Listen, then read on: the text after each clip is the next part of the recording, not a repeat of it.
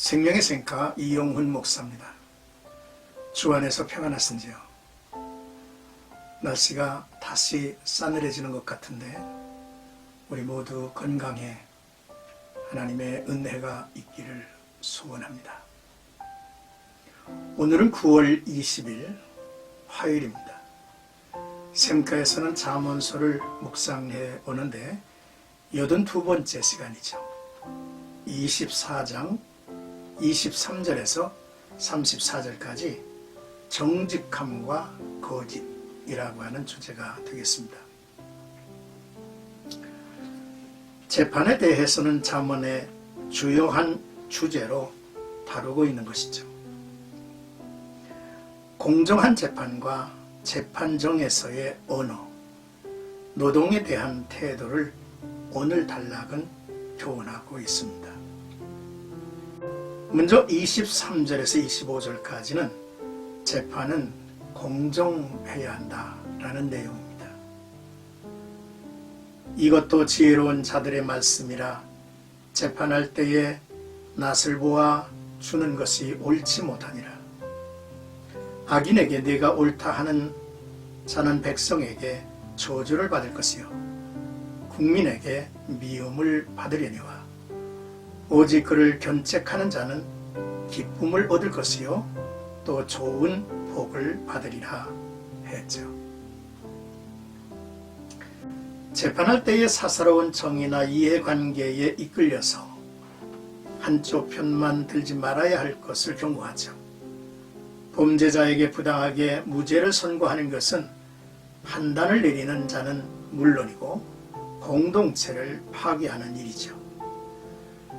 죄인을 죄인이라고 할 때 공의가 바로 세워져서 온 공동체가 기쁨과 아름다운 복을 누리게 될 것입니다. 판단을 내려야 하는 자리에서 돈과 정에 이끌려 잘못을 했는데도 잘못이 아니라고 말한 적은 없는지, 또는 돈이나 권력에 의지하여 재판관의 판결을 흐리게 하지는 않았는지, 각자 삶의 자리에서 공정하고 정직한 삶을 살아가도록 용기를 구하여야만 하겠습니다.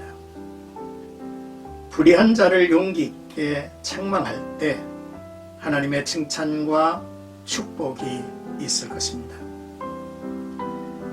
갈라디아서 1장 10절을 보면 이제 내가 사람들에게 좋게 하랴 하나님께 좋게 하랴 사람들에게 기쁨을 구하랴 내가 지금까지 사람들의 기쁨을 구하였다면 그리스도의 종이 아니니라. 바울의 이야기죠. 또 디모데전서 5장 20절에 보면 범죄한 자들을 모든 사람 앞에서 꾸짖어 나머지 사람들로 두려워하게 하라 했습니다. 이제 26절에서 29절까지는 증언은 정직하게 라고 하는 내용이죠. 정직한 말로 대답함은 입맞춤과 같으니라. 내 일을 밖에서 다스리며 너를 위하여 밭에서 준비하고 그 후에 내 집을 세울지니라. 너는 까닭없이 내 이웃을 쳐서 증인이 되지 말며 내 입술로 속이지 말지니라. 너는 그가 내게 행함같이 나도 그에게 행하여 그가 행한 대로 그 사람에게 갚겠다 말하지 말지니라 했습니다. 적당한 말은 바른 말, 정직한 말을 의미하죠. 적당한 말로 대답해 주는 것이 입맞춤과 같다고 했죠. 정직하게 말하는 사람이야말로 진정한 우정을 드러내는 사람입니다. 27절의 말씀은 성인으로서 자기 집을 세우기 전에 타인에게 정직한 사람이 되고 네가 수고하는 일터에서도 신뢰를 받는 사람이 된 후에 가정을 이루도록 하라는 권면입니다. 인생사 모든 일에 준비가 필요하죠.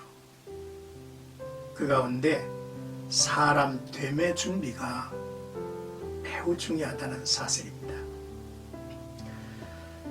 무심코 내뱉은 거짓말로 이웃에게 해를 끼치지 않아야 합니다. 적당한 이유 없이 남의 분쟁에 끼어드는 것도 어리석은 행동이죠.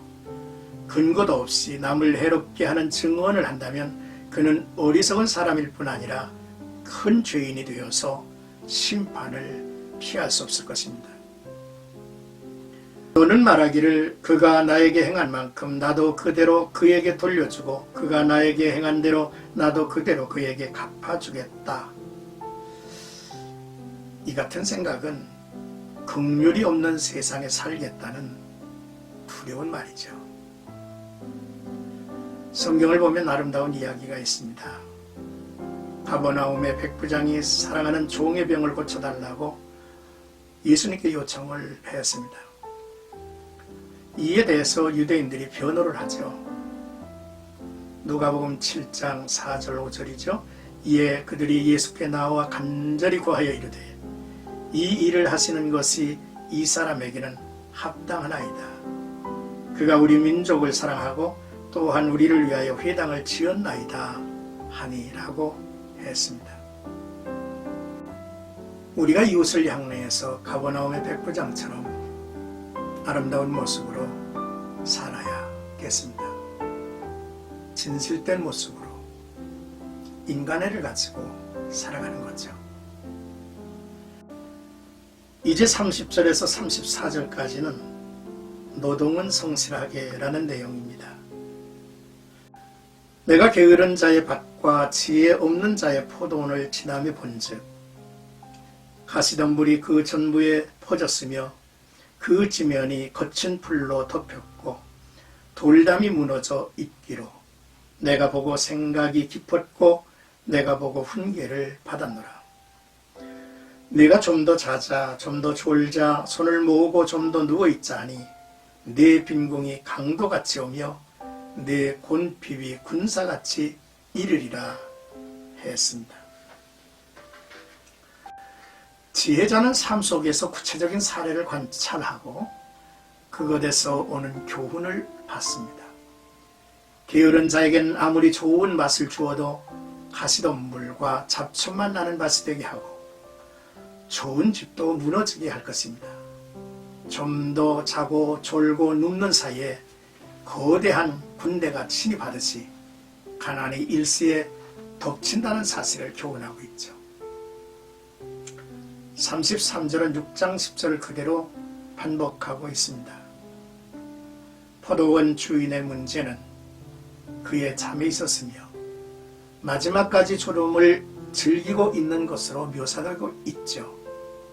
이 묘사는 땀 흘려 일하기를 싫어하는 육신의 안락만을 추구하는 게으른 자의 모습을 나타내고 있는 것입니다. 고린도후서 9장 6절을 보면 이것이 곧 적게 심은 자는 적게 거두고 많이 심은 자는 많이 거둔다 하는 말이로다 라고 했습니다.